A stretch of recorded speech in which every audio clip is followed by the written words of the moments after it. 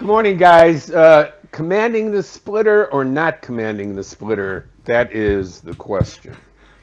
And that is what tonight will look like when the Cubs take the field against the Brewers and hope that Shota Imanaga is the man. Well, Bruce, you did a great job all week, and we'll talk about some of the things you got from Pat Murphy in your one-on-one on Friday in a moment. But what do you think of the decision to go to Shota? Because it sounds like Craig Counsell is following his gut again, instinct over information. And I just wonder, is this going to be something that backfires the way the Matthew Boyd decision did, or what do you expect? I used this last week. I'll use it again. Arrieta and Lester are not available for this game. So David, what are your choices here? It's arrested Colin Ray, who was outstanding the last 3 or 4 weeks of the season, and really was his dominant self for the first time all year. He was excellent all year, but even more dominant. Or it's Imanaga. We really have no other choices, do you? Well, but those choices, aren't they better than Imanaga given what he's had? Colin Ray and the guy who's not on the playoff roster, Okay. Javier Assad. I'm with you there. I'm not going to give you an argument on Javier Assad. I don't know how he's not on this roster. I don't understand it. Was explained to me by people with the Cubs that Imanaga pitched a week ago Sunday against the Cardinals to prepare them to have a fresh arm in case, Assad, in case they don't have fresh arms going into this series, and then he doesn't make the roster. So again, I'm not arguing with the other guys that made the roster. They all felt, the Cub people felt that they were the right people to make it, but I just don't see how he's not there. Now that doesn't necessarily answer our question for today, which is Imanaga or Ray, and how do they handle it? Is Imanaga in there for 12 outs or 15 outs? How do you guys see it? I hope he makes it to 12. No, I think you leave him in. I think he comes into the game and you leave him in and you see what you get from him. I mean, obviously, if something crazy happens and he can only go 2/3 of an inning, they're going to get him out of there. But I'm saying, Bruce, I feel like Shota, even if he gives up a couple of solo homers, can win this game. And I get it. I understand where the trouble has been, and I know everybody has watched it and feels, but you got to score more runs if you got someone on the bump that might allow 4 runs. I mean, you got to be able to get 4 of your own, 5 of your own. And I mean, the last time he pitched, everyone's head exploded. They used the opener. He got on the bump. He was down 1-0. And then you had a moment in the game where you had a first base open and you could have walked Manny Machado. Instead, they have him pitch to him. He hits a 2-run homer. They lost that game 3-0. They had lost that game before Shota pitched. And you can't come out of it and just say, this is on Shota, because I don't really believe that had anything to do with the way they lost that game. Right. I mean, you nailed it. You have to score runs, right? So if they weren't going to win that game anyway, because they didn't score off of the outstanding Padres pitching staff. So you don't lay it on him. But what you do know is this: I don't necessarily agree with you that a couple solo home runs won't. No, I think it'll get the hook. I'm just saying, I think you got to let him go for a little bit. But he's given up 16 home runs in the last 10 outings. Yeah. Gosh. He's given up a home run, one home run at least in the last 10 outings. Oh, boy. So you have to expect the home run ball will be a part of it, like you identified it, Mike. The question is, and again, it goes back to the other thing you said, which was really smart. You better score some runs. I know it's general, but it's true. You have to score some runs. So Murphy's starting an opener, and then he's going to Priester. He wants to negate the left-handers at the top of the lineup for the Cubs, and that's where he's going. And in Milwaukee, Murphy's Law means it's going to work. It's going to work. because I think everything else he's done this year has worked. All right, Bruce, let's talk about that. Don't forget one thing before you move Okay. on. The Cubs won 7 out of the 13 games against the Brewers, so it's not like they don't match up against Milwaukee. They do. I just wanted to throw that. Did the organization tell you that information there, Bruce? Or was that Craig Counsell himself? I mean, that meant nothing on Saturday. It meant nothing on Saturday because they picked the wrong pitcher.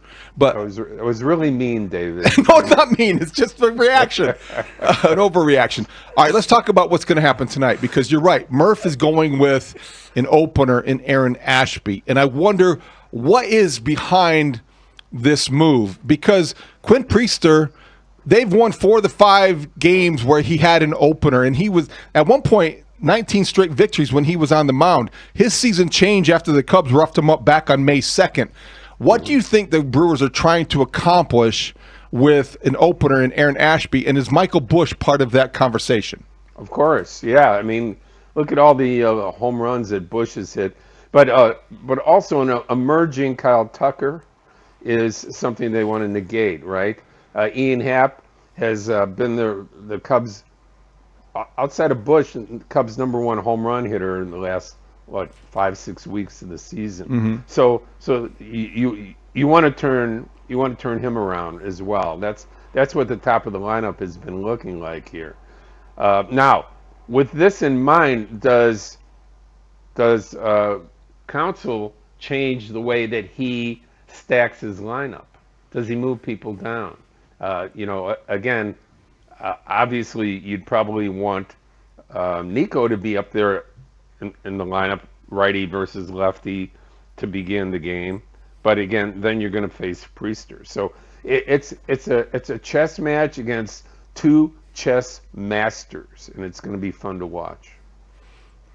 Yeah, I mean, it would be great to sit here and say that they get a good enough start from Shota that they can then play their bullpen game and they can do all the things with that group that they obviously had no chance to do because they gave up 9 runs in 2 innings.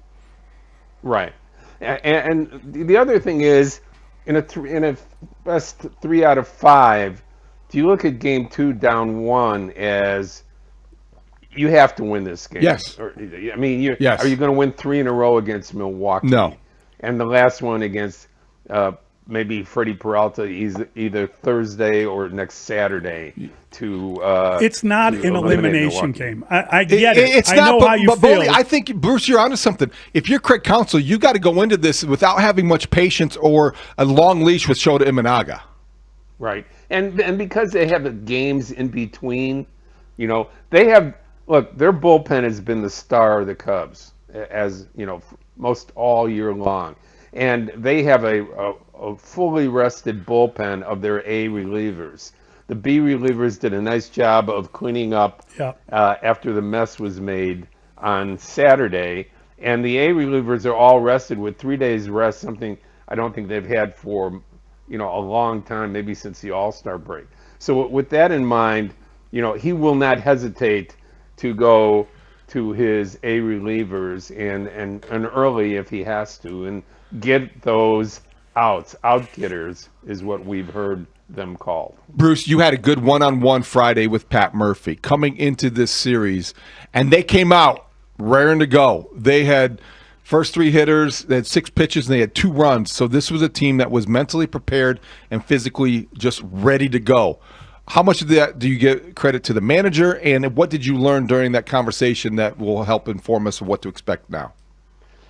Well, what I learned is, he has, the old Jack McKeon confidence of his team. They believe in him. Counsell had the same thing when he was there, but they believe in Murphy. They believe the way that he uses them.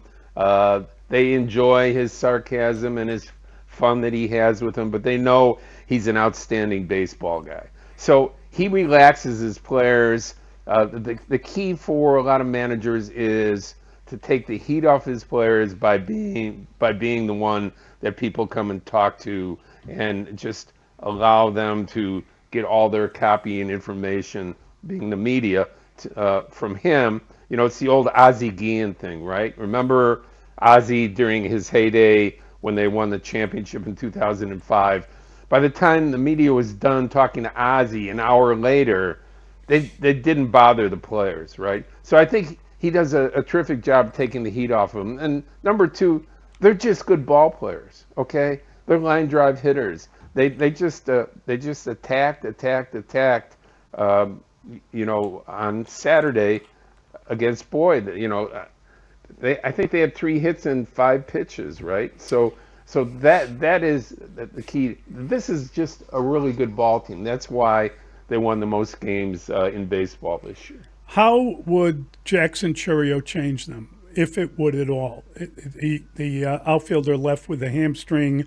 We don't know if that's purely precautionary. He did have an MRI. Clearly something up. That injury, the right hamstring injury, cost him almost a month, and it seemed to damage their team when he wasn't there. What is your conclusion as to his importance? I don't think he plays. And Murphy said, after the game, he said, look, if there's any little thing at all that prevents him from being 100%, we're not going to use him. He's the future of the Milwaukee Brewers. So he got a chance to be a great player down the line, really good hitter, but they'll survive without him. It's good for the Cubs that he won't be in there because he's a power source. He can take you out of the ballpark anytime. They don't have a ton of home run hitters, but I think they're 12th in baseball in home runs. The Cubs are 4th, but Milwaukee's 4th in runs scored. So it tells you, that line drives and just making contact, and they don't swing at a lot of bad strikes. They just don't swing. It's a good team. The Cubs are going to have to play their best baseball to win. Great stuff, Bruce. Thank you. Good job, Bruce. Guys, have a great day, buddy. You too. Enjoy it, and I'm sure we'll talk to you again tomorrow. Yes, I hope so, because he's all over it. He's got access and the insight, and he'll interview 9 guys after the he game. probably. I don't know that we'll go that far. He did the other night though. He just kept on talking. Just doesn't stop. No, it's funny. We're having this conversation about the Cubs, and listen, no one is second guessing whether or not that was a bad reality to open this series, right? You go in to Milwaukee and you get beaten up pretty badly, and obviously you've got Matthew Boyd on the bump, and he doesn't have it, and he lasts 2/3 of an inning, and you look at it, and they're up, and you got 9 runs in 2 innings. You're already on your 3rd pitcher. That's a terrible start to a series. It's also the kind of start to a series that happens when you have pitching injuries and you are trying to bring people back on not enough rest, and you feel like you're out of a lot of options. I just feel like there wasn't an obvious answer to what else they should have done. Obviously, you heard Craig Counsell say it, that it didn't work. What we thought we could do, we couldn't do it. But I don't think that changes the series. It just puts you in a little bit of a hole after 1 game. Yeah, I would agree to all those things that you just said. Like, I think when you look at you're facing Peralta, one of the best pitchers in baseball. He's had a great year. You had Matthew on short rest. I think probably him getting hot in the 9th inning on the clinching day probably had more effect on him, and then having to pitch on short rest than probably anybody gives that credit for, because he was hot in the 9th. He was ready to go in the game. So he was throwing bullets in the 9th inning. So it is what it is. Everybody, you got to put your heads together. You talk to Matthew too. Say, how you feel? He gives you the double thumbs up, like, yeah, I'm good. Okay, he's a veteran pitcher. Everybody's on board. It's not like he was kicking and screaming, not wanting to pitch. So, everybody's on board. It didn't work out. You got to turn the page and go to game 2, and then hopefully he gets a chance to pitch again in this series, late in the series. And if that's the case, that means the Cubs have a chance to win this series, and you got who has arguably been your best pitcher all year, and most consistent on the mound, maybe in game 5.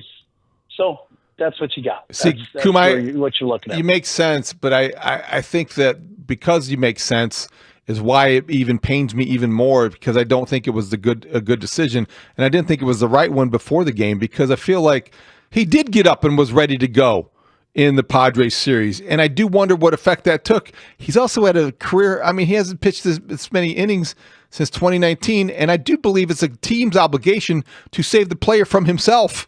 Of course, what pitcher in his right mind wouldn't say, hey, I'm good, I want to go game one of the next playoff series? Yep. But he didn't have it. And I think so in retrospect, it wasn't the right call, but I think there were other better options. Well, there were options. There's no doubt. And whether you like what that is, you had Colin Ray sitting there. He has pitched very well at the end of the season. So there were other options. There's no doubt. That's what they went with. We're looking at game two now. It's just, there's nothing you can do. You made a call. It didn't work out. Now you paid the price for it. You lost game one. The way Peralta was pitching, though, I don't know what we would have done to combat him very much. He was on pretty well. And, there's one thing that also happened in that game, that Milwaukee left him in a long time too, even with a big lead. He ended up throwing a full start, which is also another thing that, may come back and we talk about here late in this series, because I really thought after 5 innings you'd get him out of there and be done at 70 pitches and get him a short start and you're up 9-1 or something like that. The score was something like that. And he ended up throwing high 90s in pitches and so we'll see. I think there's going to be more storylines in this series. And, when you make these calls, and that's what Count said, we had to make a decision. That's the decision we made. Whether you like it or don't like it, it didn't work out. Now, game two, you got to go and you hope Shota gives you a really good start.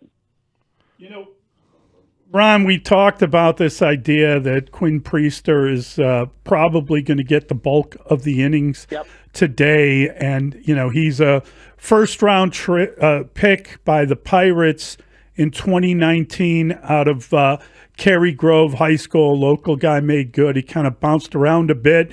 He wound up in Boston, and then they traded for him in April. And at the time, you kind of wondered what was their plan for him. Well, whatever it was, it really did click, and he's had a great year.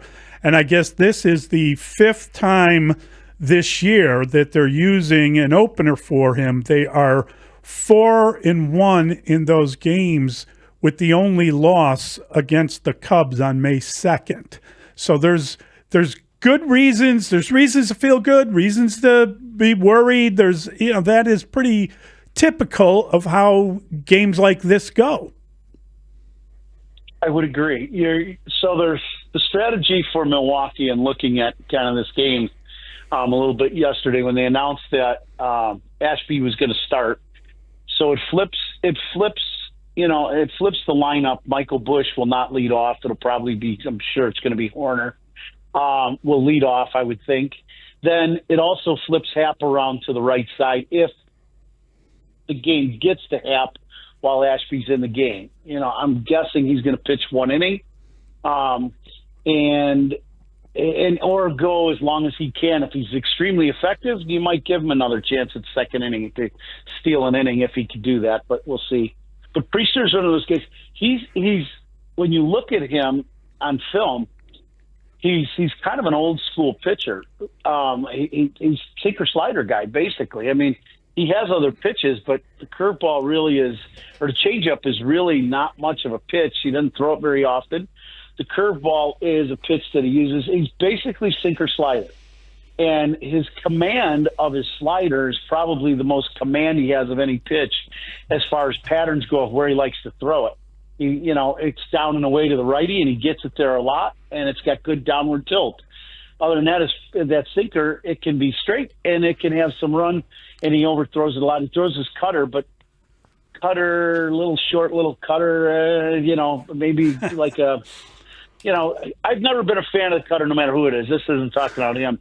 I think the cutter pitch, to me, is a bad fastball that sometimes if you don't throw it where you want it, breaks right to the barrel. That's the hitter in me talking. We always have something we've got to go to. But so he's sinker slider guy. It's going to go one way or the other. And I think for the Cubs hitters, that's the way you got to look at him. So Pick a side of the plate and go with it. To revisit this idea, so they begin with the lefty, they'll go to the righty. If you're Craig Counsell and you know pretty clearly what they're thinking and why this is happening, do you adjust your batting order or your lineup at all? Would you have Michael Busch still lead off, or despite the fact he's going to have to face a lefty in the first at bat? Or do you overreact? Well, let me just say react. And you there have you go, David. Okay. I'm sorry, Coop. I'm trying here. Take a coffee. I'm trying. A sip of coffee. Hold on. What would you do with your lineup in batting order?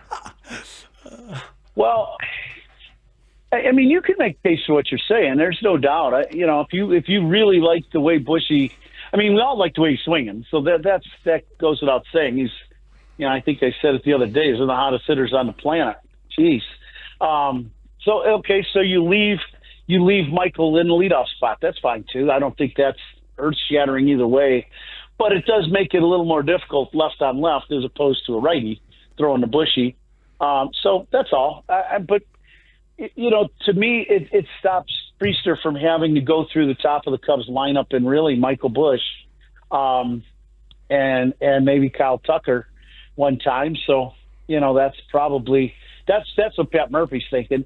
And this scenario has worked really well for them, except for one time. Right. And that's against the Cubs. Yep. That's what you're talking about. And I remember distinctly talking about that game and saying, well, he's coming in and, what? I always, in this kind of setup, I always look at that and go, boy, you've got a bullpen guy that's starting a game. I've never liked the idea of taking a guy out of his normal routine. Some guys it doesn't bother at all, doesn't affect them. Other guys, I think it does. We'll see how that works out today. It's one of those things that I've never been a fan of that. I was very routine oriented when I played, and I knew a lot of my buddies who pitched on teams I played on were very routine oriented when they pitched. So we'll see how that works out. Ron, where is your confidence level in Shota Imanaga? We've had a discussion about this. I get it. Game 2, he gave up a 2-run homer in that game, and there are people that don't forgive it because it followed a lot of struggles with giving up home runs toward the end of the season, the last 10 games, some multiple home run games.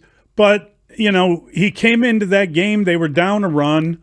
They used an opener for him, and you were in a position where you could have put Machado on first base because the base was open with a man on second. You chose to pitch to him, and then he gave up the 2-run homer. So I'm just wondering how you feel about him today. Where is he in your circle of trust? He's definitely having some issues. I think that's for sure, looking at him from a hitter's perspective. The issues that I believe he is having are with his split finger. I think when he's throwing his split right now, he throws some good ones that get downward tilt, that come out looking like a fastball and go down, which is what the great ones that we've seen all season long. Right now, what he's getting is for some reason, he's not able to get it to go down. It's going sideways on it. And I don't know if that's issue from the leg and driving off the rubber. I don't know if he's a little tired. I don't have that answer at all. I just know what I'm seeing, and I'm seeing his split go sideways. When it goes sideways and stays on the same plane, those are the balls that the long lever guys like Machado can go out and catch that ball away and hook it because of the speed being an off-speed pitch, and they pull that ball, and they usually, if they put a good swing on it, pull it to the seats because you got great extension, and that's exactly what he did. Keys to Machado, or to not Machado, keys to Imanaga today. If you see him buzzing that fastball inside to the righties up and in, and he's got command of it, when he has that, he usually has a split too, because he's able to power through that pitch and then get extension with the split that goes down. Those are the things I'm going to look for today from Imanaga. How much better should the Cubs feel about Ian Happ after, in a game that was already out of hand, he did hit a home run, so there was progress, and he did is he starting to regain a little bit of that good eye at the plate? What do you think, Coom? I think it's great for Ian, for his own confidence. He's had some struggles in the playoffs this year, and they've been pitching. I mean, it's no secret he's getting, pounded with high fastballs at the top of the zone, and they're forcing him to swing at that high fastball. So, he got on top of one that came down into the zone a little bit and got his hands up above the ball and drove one to center. But you can bank on it today again. He's going to have to hit that pitch. The one thing about Priester, though, now Ashby, good high fastball. He's going to feature it. Priester, that is not his strength. He does not throw. The pitch that he throws at the top of the zone is a cutter. And the reason why that's the one at the top of the zone, he gets on the side of the ball and it stays on the same plane and gets under it a little bit. Priester likes to work middle of the zone to down some. So he is not a high fastball guy that he's going to pound that top of the line of the strike zone and stay there like we saw in the last series. So for Ian, this could be a good matchup with the ball going down a little more into the zone. I think that one of the best things that I've read since that game is how many of the Cubs players understand, hey, it's one game. We got it. They know they lost a game, and they know that isn't a series. And the only danger, in my opinion, when you get into playoff baseball is you can't lose two games in one go round. You can't let whatever has gone wrong kind of infect you, if you will. And it sounds like they've got a handle on that. I think when you look at it, so here's my take on that. When you left Chicago and you're driving to Milwaukee, did you really think the odds were stacked with you that you were going to sweep Milwaukee, the team with the best record in baseball, in Milwaukee in the first two games? No. You were going there with the intention of what? Let's win one or two, and let's come back home to our yard, and now let's win. And if you split in our yard, we go back to Milwaukee, and it's one game playoff, and then we all know that who knows what can happen in that. But that's kind of how these things, that's what you got to look at. And you're facing one of the best pitchers in baseball all year, most starts in the game, great strikeout numbers, blah, blah, blah. I just think, and your guy's on short rest. That game was stacked against you. What are you going to do? That's the way it goes. That's part of not winning your division. Deal with it. There we go. I love that, Coom, but I got to push back a little bit. It was stacked against you because you helped stack it against you. You picked the guy on 3 days rest on purpose. And you had a manager that we have praised for being very calculated in every decision based on data, following his gut and going on instinct instead of information. That's, I think, what is disheartening to some Cub fans, because you're right. It's only one game, but it was one game that you feel like you lost the wrong way. And there's nobody that's going to argue with what you just said, David. Okay. But at the end of the day, we're here. It's Monday, and it's only one loss. You're right, and you got to move on now. I mean, yep. That's happened though. For me as an ex-player or player, that one's gone. The one thing about baseball players, managers, we learn to turn the page real quick, good or bad. Yep. You know that the next day, that's how you stay in the game and play a long time, manage a long. So, to be honest with you, I've looked at that game. By the time we got to the ninth inning, I was already thinking about, okay, what do we got going for game two? I was like, this one's over. Right. Let's go. That's the way you got to do it. Steak and You're right. And a glass of wine, and we're out. Let's go. Move on. That's the way it goes. That's, I don't know. That's my way of looking at it. It's not necessarily right. It's just my demented way of looking at it. I would never call you demented. No. I don't know. Do you have a good feeling about tonight? I don't want you to give me a prediction. I'm just wondering if, like if you listen to what they're saying, what you're hearing, how do you feel about this game? And, you gave us a couple of really good things to look for from Shota. But generally speaking, do you feel good about this game, or is it another one of these games where, boy, it's a pity you didn't win the division? No, I do feel good about this game, and I always feel good about Shota. I'm a big fan. I think he's one of those people, and David, you and I had this conversation in the booth. He's a big personality, and I don't think this environment is gonna be detrimental to him. I think he's gonna thrive on it. Now, whether his physical body is able to help him do that, that's to be determined, but and the other thing too, I don't listen to a lot of the stuff that's being said. That's the other thing. Like I hate sounding like, but you're an original to thinker. me, You trust yourself. I want to watch for myself, and I look at the game for myself, and then that's what I try to bring to our broadcast. So for me, I look at Shota and I go, okay, here's the issues and here's the solutions if you can make that correction. So that's what I see today. I like Shota. I always have, from the time he came into Chicago and the way he just took over.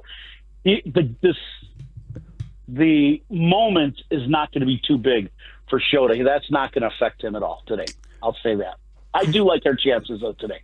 Great stuff, Ron. Thank you. We needed this. Thanks, Coom. Yes. David needed this. Would you take him out for some breakfast, Mike, or something, please? I'm all right, Coom. Dustin, too. I'm sure he's going to need it, too. You might even mix in a bloody or something. Thanks, Coom. Have fun you got tonight. it, buddy. Take care. See you, boys. All right. We'll talk to you soon. Yep. See ya. That is our guy, Ron Coomer. Always a delight to talk